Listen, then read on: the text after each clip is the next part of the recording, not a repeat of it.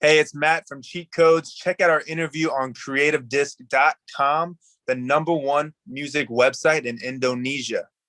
Peace.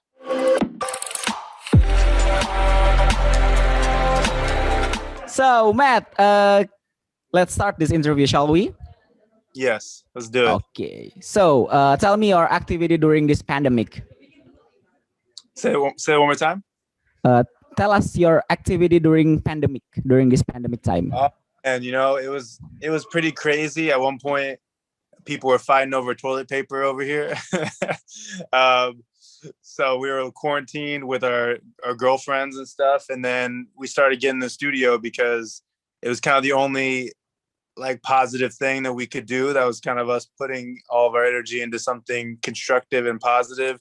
We couldn't play any shows or anything like that, so we just decided to make an album and make our debut album, because why not?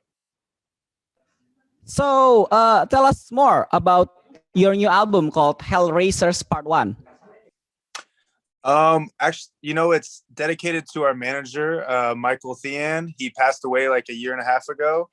But he used to call us Hellraisers, and he was one of those guys that always supported us. Any idea that we had, even if it was kind of outside the box or not what somebody typically would do, and he used to call us Hellraisers all the time. So when we came up with the name for the album, we are like, oh, it's got to be that, because we wouldn't have been able to make this album without him. So that's kind of the inspiration of the name. And as far as the album itself, it's a 3-part album. Each part is its own genre. Part 1 is pop songs. Part 2 is more like emo hip hop vibes. And part 3 is more club dance records, kind of like your typical cheat code sound. And it kind of represents, each of us, because there's 3 of us in the group and there's 3 parts. So we wanted to make a body of work that like the fans feel like they can really get to know us as artists and people. And so, yeah, that's why we wanted to make this album, honestly. So, the interesting is why make an album in the era when many of artists choose to release many singles rather than an album? You know what? I think it kind of, for us, we grew up in the pop rock, the pop punk days. So we used to go to shows when we were like 13 and 14, and we would see bands like Blink 182 or Newfound Glory, those kind of bands, brand new, bunch of indie rock bands, and a lot of them, uh, Dash Cat or Death Cab for Cutie is a big one for me. But you go to these shows and they were selling CDs, and you would spend like $10 on the CD, and you get the whole vibe of the band. You didn't just fall in love with one song; you really fell in love with like the whole like story that they were trying to tell through that project. And I remember those just being the reason that we all got into music in the first place. So I think for us, just creatively, it was something that we wanted to do kind of like for our teenage selves.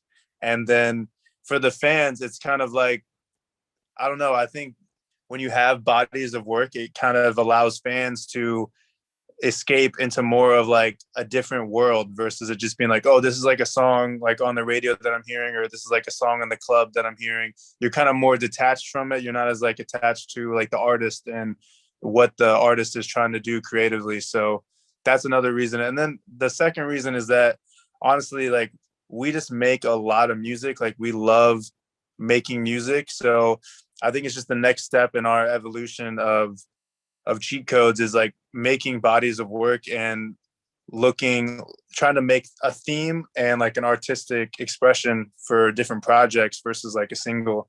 If you look at our single art, we have like different symbols for each of the single artwork.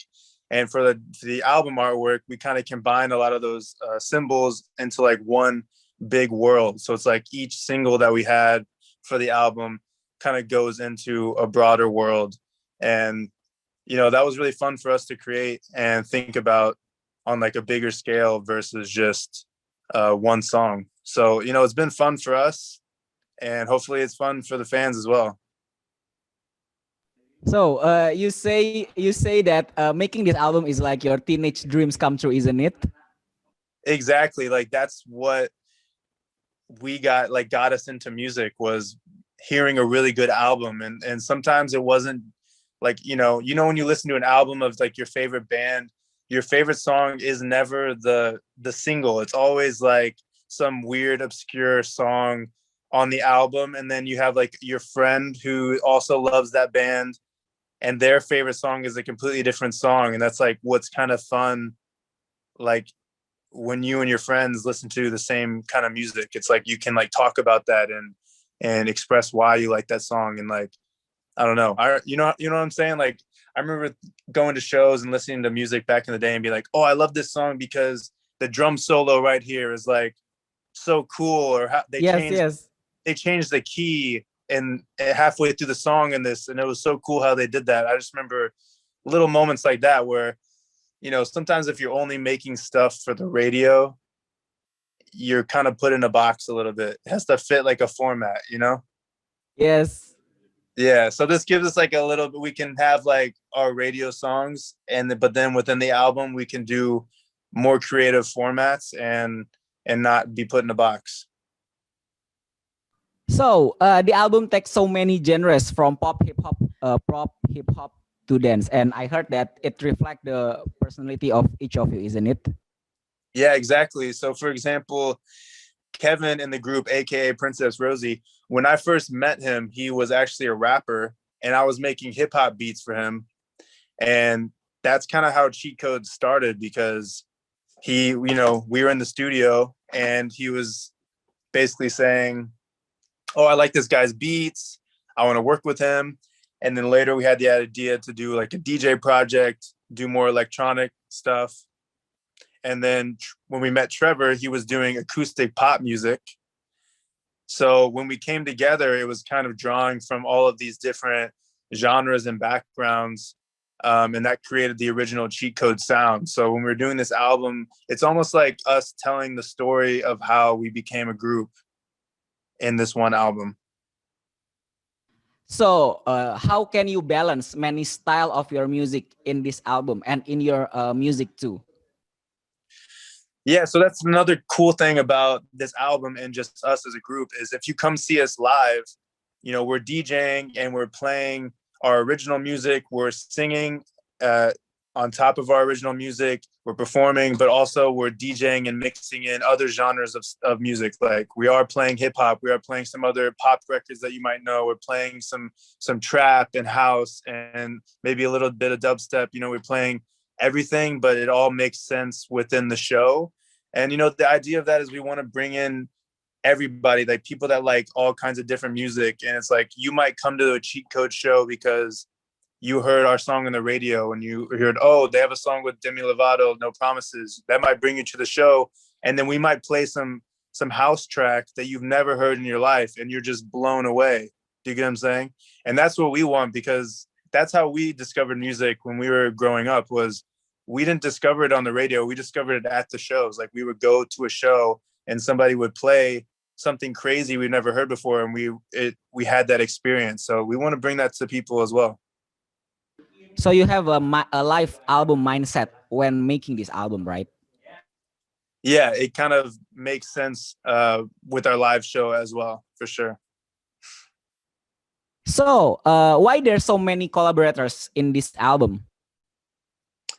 You know, well, also another good thing with this album is we do have a lot of records that are just cheat codes, you know, like On My Life, Washed Up, Mathematics, you know, because some people don't realize that within our group, we produce, we write, but we also sing. Like Trevor has his vocals on a lot of records. I have my vocals on a lot of records, and KEVI has his vocals on a lot of records.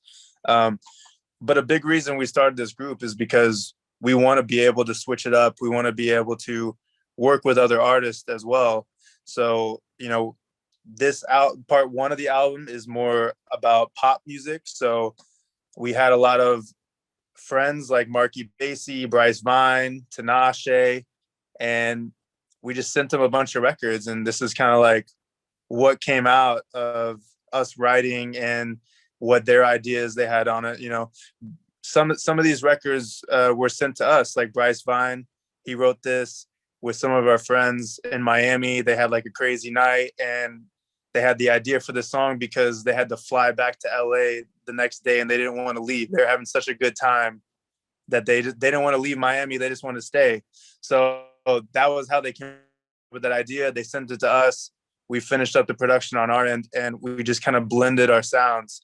So every record was made in a different way. And that's another thing we love about the album was we didn't just make it in like a couple weeks. We really made it over the course of like 6 to 8 months.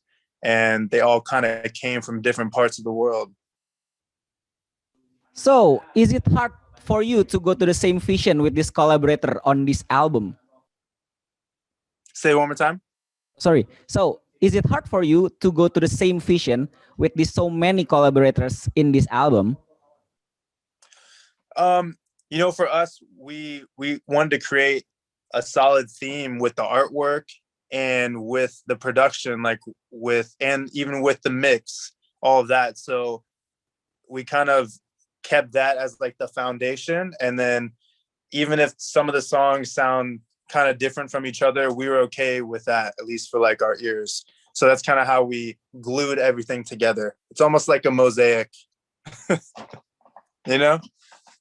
But is it hard for you to maybe like make the mosaic works or looks good?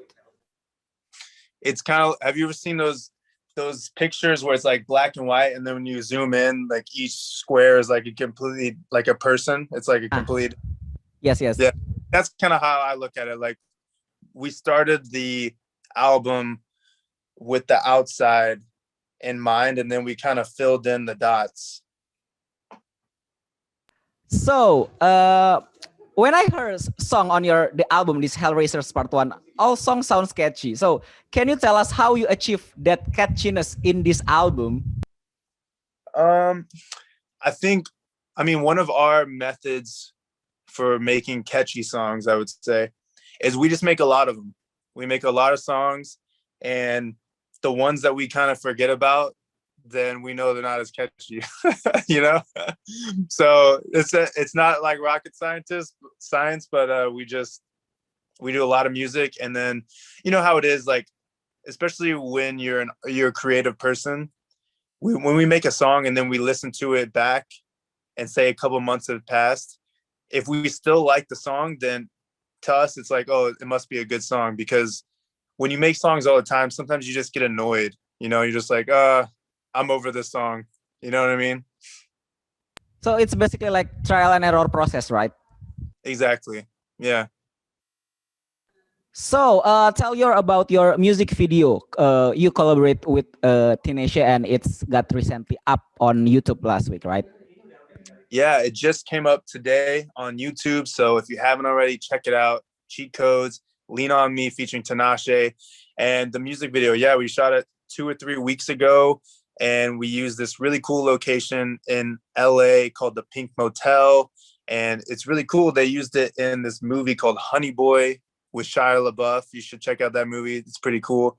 So it was interesting filming the video because I was like, oh, they shot this scene here, that scene there. This is where Shia LaBeouf was like yelling at his kid. Okay, I remember all those funny, you know. But as far as the video goes, you know, Tinashe is a very laid back person. Me and her are both Aquarius, so we like to go with the flow. And it's cool to just vibe with her on a video because those are kind of situations you don't really know how it's going to turn out when you're filming it. Like it might look cool while you're doing it, but you don't know what the final result is going to be. So doing it with her was kind of like effortless, honestly. So let's talk about your music in general. So I really, really, really love No Promises, and I think this song is pretty unique in dance and EDM scene because, you know, I can sense an organic vibe in this type of dance pop song, and it's such a genius move, I think. Yeah, we had live bass guitar that I played in the record, and yeah, it kind of does. It starts with that like piano, but it has like it's not like a normal piano sound.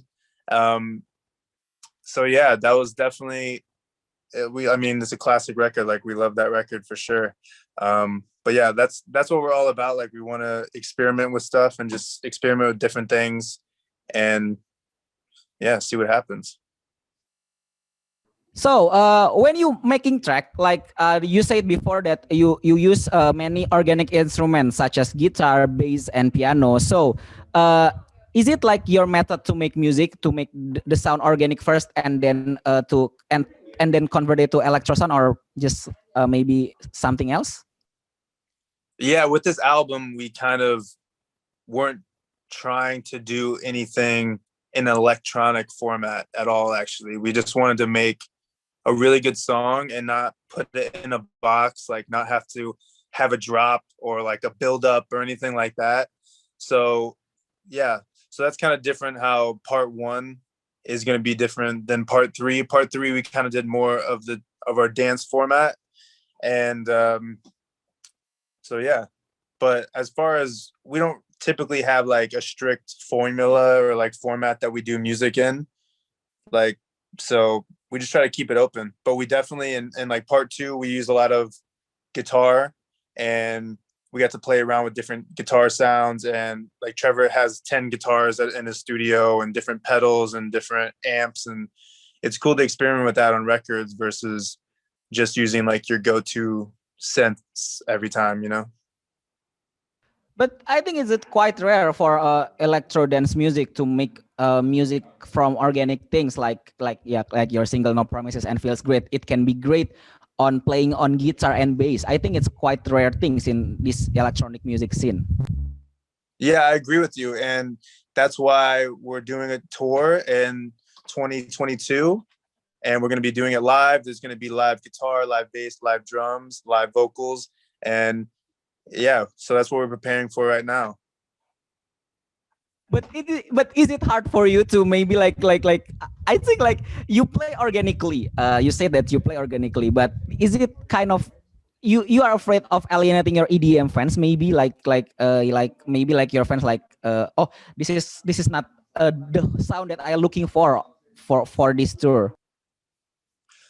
Yeah, we're not really worried about it because we play in the club all the time. We play in Vegas, New York, Miami. We're always doing club shows, and we're never going to stop club shows. This is more like a special tour, special event that we don't normally do, that, you know, if you're a real fan of Cheat Codes, you can come out and have like a different experience than if you were just to go to a club.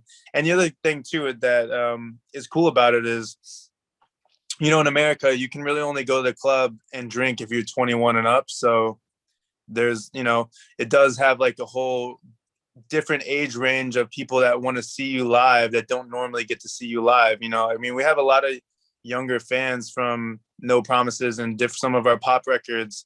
And, you know, you want to make it a cool experience for everybody. So, what's your opinion about the scene that propelled your name, the EDM scene, when you first started versus EDM now? It's a good question. I think there's been a lot of like evolution with the sound, and right now we're definitely in more of a house sound with EDM, which I love house, so there's nothing wrong with that. And I think this lockdown pandemic was good for EDM because I think people had a break, and I think people were kind of getting burned out a little bit, maybe by the same kind of sound and same kind of like production. And now that they have a break and they're going to be really excited for festivals and going to shows, I've already seen it. Like we've been playing shows back, and people are getting more drunk than normal. Like they're going harder than normal. So I think there's going to be like a new excitement. I think there's going to be new types of sounds that are going to come out of this this like era, you know. And I'm excited. I'm excited for it. Like not just I'm excited for all of it, not just our music, like for other producers and DJs too, you know. So, Cheat Codes, with this type of music that you create, do you think Cheat Codes challenge the narrative of EDM music? Yeah, I think we challenge the narrative of EDM music just because we don't just do EDM, you know. We do pop music, we can do like indie music, we can do like emo hip hop music.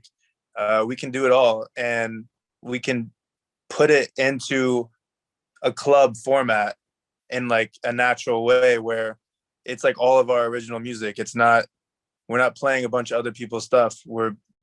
It's all of our original music, but you still get the vibe in a club like it's a mix. You get what I'm saying? So I think that's something unique about us. So, on your opinion, is the EDM scene has died, still live, or moving forward to something new and unknown? I think it's moving forward to something new and unknown, kind of like what I was saying before. But I think, you know, you have to think of all the kids in the world that turned 21 during the lockdown and didn't get to party as legal drinking adults, and now they can, and they're gonna be excited to go to like a EDM festival or something like that and experience it for the first time. And I think there's gonna be like a new wave and a new excitement of like younger generation of people. And I think they're gonna probably gravitate towards like some newer sounds that don't exist yet, and it'll be cool. I'm excited for it. So, Matt, mention album that really changed your life. I would say there's this band called Death Cab for Cutie. They have an album called What Plan. kind of an album? It's like What kind of album? kind of indie rock. Yes, I love that Cap for Cutie too. It's called Plans. You should check it out. I like Plans. Like I like Plans, and the record Narrow Stairs is my favorite. Yeah, Narrow Stairs. That one's great. I love that one. So, mention 5 things we didn't know about cheat codes. 5 things we didn't know about cheat codes. Okay, so KEVI, his dad won an Academy Award for sound, but for sound mixing though. Oh, He mixed yeah, I think it was Apollo 13. He did the sound mixing for that movie. well, so basically like your personal is like maybe sounds like you dabble in music, right? Each of you have a root in music, isn't it? Yeah, there's nobody in my family that is into music, but KEVI has like musicians in his family for sure. Like a lot of his family is musical. So, cool. You want to know 4 other things that you might not know? Yes. So, another thing is Trevor is vegetarian, which a lot of people might not know. What else? What's another good one? I was born with extra bones in my foot. Okay. Yeah, I think it's common in America. I don't know. And the 4th one? Another one is KEVI used to be a stuntman. He used to be a stuntman on Desperate Housewives. What? Yeah. Desperate Housewives. I think Desperate Housewives is a stuntman. Okay. Yeah, like he used to flip cars, and he was like the driver, like drive cars and stuff. Yeah. You know how those Desperate Housewives are. They're always getting into car wrecks and stuff. Okay. Okay. That's an interesting fact. Yeah, that was a good. So the last one. Okay, the last one. So when we first started cheat codes to make extra money, I used to dress up as superheroes for kids' birthday parties, and they would pay me. What kind of superhero costume do you wear? I would do Superman, and this is when I had hair, so I did like a spit curl. I used to do Spider-Man and Iron Man. Those are my main. Cool. But do you like superhero movie series? Yeah, I like superhero movies. I think it's great. So, last question. What's next for cheat codes? Yeah, so within the next 8 to 9 months, we're going to be releasing part 1, part 2, and part 3 of the album. So that's coming out. We got a tour coming in 2022, Hellraiser's tour. It's all live instruments, bass, guitar, drums, everything. And we also have a podcast. So go check it out on our YouTube channel, Cheat Codes Podcast. And make sure you go stream Lean on Me featuring Tinashe and watch the music video.